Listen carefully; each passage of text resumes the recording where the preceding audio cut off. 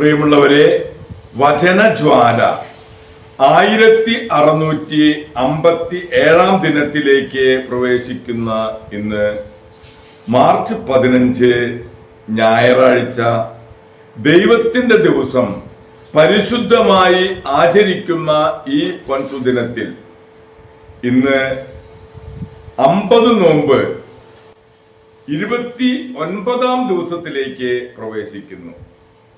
ഇന്നത്തെ വചനവായനയിൽ ജെറേമിയായുടെ പുസ്തകം 31-ാം അധ്യായം 21 മുതൽ 40 വരെയുള്ള തിരുവാക്യങ്ങളാണ് നാം ശ്രവിക്കുക.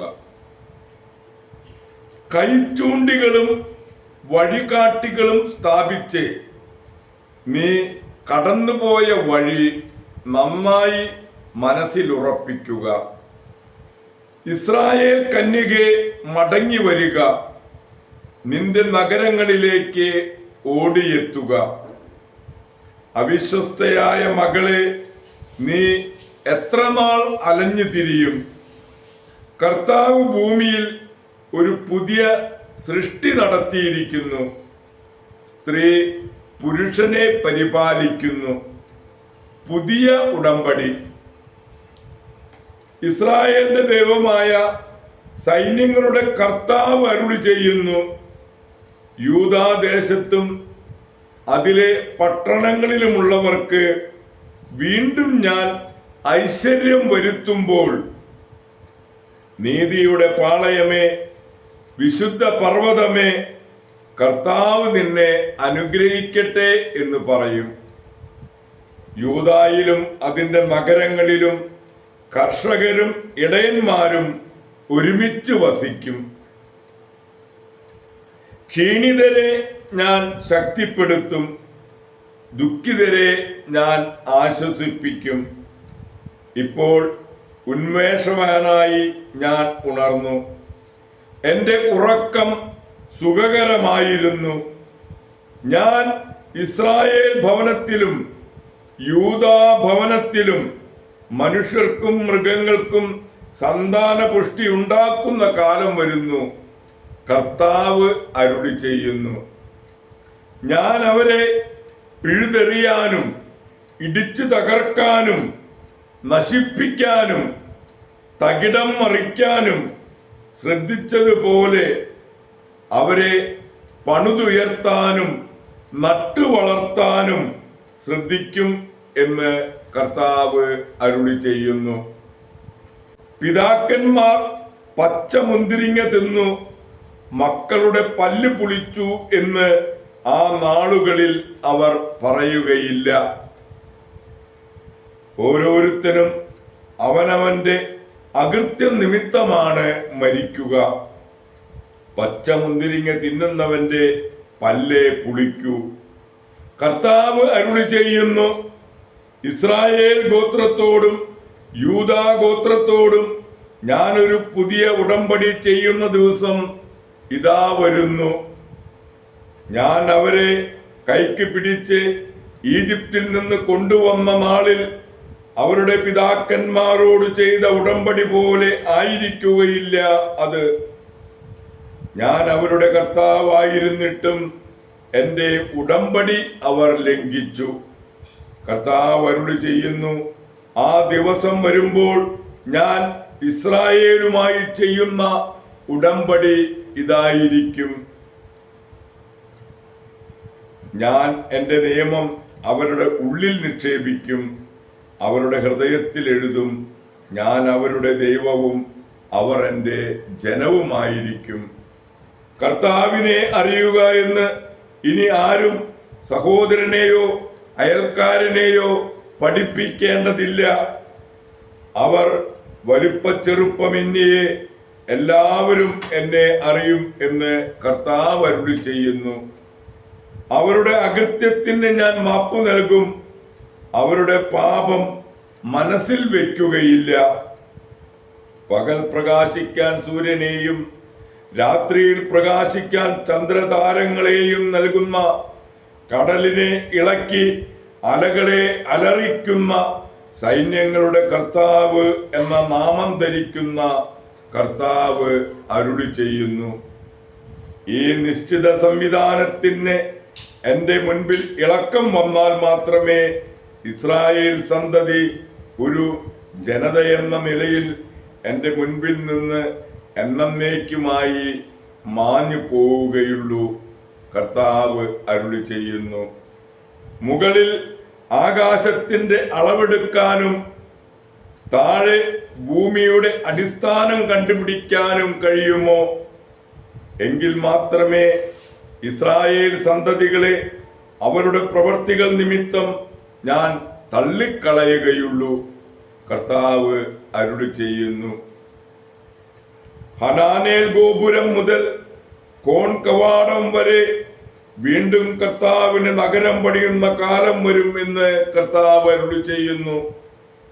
നഗരത്തിന്റെ അതിർത്തി ഗാരേബ് കുന്നുവരെ നേരെ ചെന്ന് ഗോവാഹിലേക്ക് തിരിയും. മൃതശരീരങ്ങളുടെയും ചാരത്തിന്റെയും താഴ്വരയും കെദ്രോൺ അരുവി വരെയുള്ള വയലുകളും കിഴക്ക് അശ്വകവാടത്തിന്റെ മൂല വരെയുള്ള സ്ഥലവും കർത്താവിന് പ്രതിഷ്ഠിക്കപ്പെടും. ഇനി ഒരിക്കലും അത് നശിപ്പിക്കപ്പെടുകയില്ല. ദൈവത്തിൻ്റെ തിരുവചനമാണ് നാം ശ്രവിച്ചത്. പ്രിയമുള്ളവരെ, ആഗോള കത്തോലിക്ക സഭയിൽ ഇന്ന് വിശുദ്ധയായ ലൂയിസെ മാരിലാക്കിനെ അനുസ്മരിക്കുന്ന പൊൻസുദിനം. ശതവത്സര സമരത്തിൽ പ്രസിദ്ധനായി തീർന്ന ലൂയി മാരിലാക്കിന്റെ പുത്രിയാണ് ലൂയിസെ മാരിലാക്ക്. വിശുദ്ധ വിൻസെന്റ് ഡി പോളിന്റെ ഉപവിയുടെ സഹോദരിമാരുടെ സഭയുടെ സ്ഥാപികയായ ലൂയിസെ 1591 ഓഗസ്റ്റ് 12 ജനിച്ചു. 3 വയസ്സുള്ളപ്പോൾ അമ്മ മരിക്കുകയും പിതാവ് പുനർവിവാഹം ചെയ്യുകയും ചെയ്തു. ലൂയിസെ ഡൊമിനിക്കൻ മഠത്തിൽ ഗ്രീക്കും ലത്തീനും പഠിച്ച് അവിടെ താമസിച്ചു. ഏതാനും വർഷങ്ങൾ കഴിഞ്ഞ് പിതാവിന്റെ പക്കലേക്ക് മടങ്ങി. 1607 പിതാവും മരിച്ചു. അനന്തരം പീഡാനുഭവ പുത്രികളുടെ സഭയിൽ അർത്തിനിയായി കുറെ നാൾ കഴിച്ചെങ്കിലും ലൂയിസെ സന്യാസം ഉപേക്ഷിച്ച് ആന്റണിലെ ഗ്രാസ് എന്ന ഉദ്യോഗസ്ഥനെ വിവാഹം കഴിക്കുകയാണ് ചെയ്തത്. മൈക്കിൾ ആൻഡ്വ എന്ന ഒരു കുട്ടി ജനിച്ചു. അവനെ ലൂയിസെ ഭക്തനായി വളർത്തിക്കൊണ്ടുവന്നു. അന്നും ഉപവി പ്രവർത്തനങ്ങൾ ചെയ്യുന്നതിൽ അവൾ അക്ഷീണ തൽപരയായിരുന്നു. വിശുദ്ധ ഫ്രാൻസിസ് സെയിൽസ് ആയിരുന്നു അവരുടെ ഉപദേഷ്ടാവ്. 1625 ഡിസംബർ 21 ഭർത്താവും മരിച്ചു. ലൂയിസെ പുനർവിവാഹം കഴിക്കാതെ ദരിദ്ര സേവനത്തിൽ വ്യാപൃതയായി ജീവിച്ചു. ഹ്യൂഗനോട്ട് പാഷണ്ഡത ഫ്രാൻസിനെ നാശത്തിലേക്ക് തള്ളിക്കൊണ്ടിരുന്ന ഒരു കാലമായിരുന്നു അത്. വിശുദ്ധ ഫ്രാൻസിസ് സെയിൽസിന്റെ പ്രസംഗങ്ങളും ഗ്രന്ഥങ്ങളും വിശുദ്ധ വിൻസെന്റ് ഡി പോളിന്റെ പരോപകാര പ്രവർത്തികളും സ്വല്പം പ്രകാശം വീശിക്കൊണ്ടിരുന്നു. ഫാദർ വിൻസെന്റ് ലൂയിസിയെ പല പ്രവർത്തനങ്ങളിലും ഭാഗഭാക്കായിരുന്നു. ഉപവിയുടെ സാഹോദര്യം എന്ന ഒരു സംഘടന ഫാദർ വിൻസെന്റ് ആരംഭിച്ചു. ആഴ്ചതോറും ഫാദർ വിൻസെന്റിന്റെ ഉപദേശങ്ങളും ലൂയിസയുടെ നേഴ്സിംഗ് ക്ലാസുകളും നടന്നുകൊണ്ടിരുന്നു. 1635 മാർച്ച് 25 ഉപവി സന്യാസിമാരുടെ സഭ സ്ഥാപിതമായി. തന്റെ മക്കൾക്ക് വ്രതങ്ങളെയും ദൈവവിളിയെയും പറ്റി ലൂയിസെ നൽകിയ ഉപദേശങ്ങൾ അനർഘങ്ങളായിരുന്നു. വെള്ളിയാഴ്ചകളിലും നോമ്പിലെ എല്ലാ ദിവസവും 1 മണിക്കൂർ വീതം നമ്മുടെ കർത്താവിന്റെ പീഡാനുഭവത്തെ പറ്റി ധ്യാനിച്ചിരുന്നു. ലൂയിസയുടെ പ്രചോദനത്തിൽ സഹോദരിമാർ ആശുപത്രികളും സ്കൂളുകളും അനാഥ മന്ദിരങ്ങളും വൃദ്ധസദനങ്ങളും ആരംഭിച്ചു.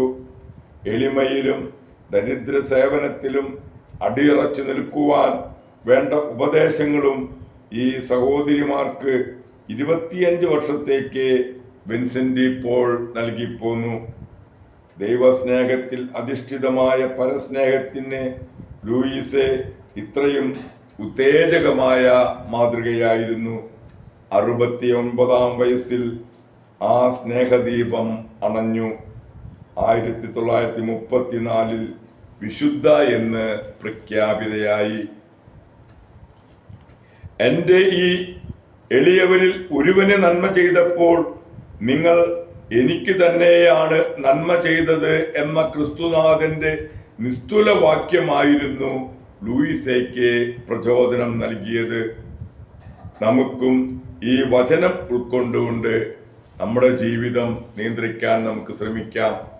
എല്ലാവർക്കും നല്ല ഒരു ഞായറാഴ്ച ദിവസം ആശംസിക്കുന്നു. ദൈവം നമ്മെ ഓരോരുത്തരെയും സമൃദ്ധമായി അനുഗ്രഹിക്കട്ടെ.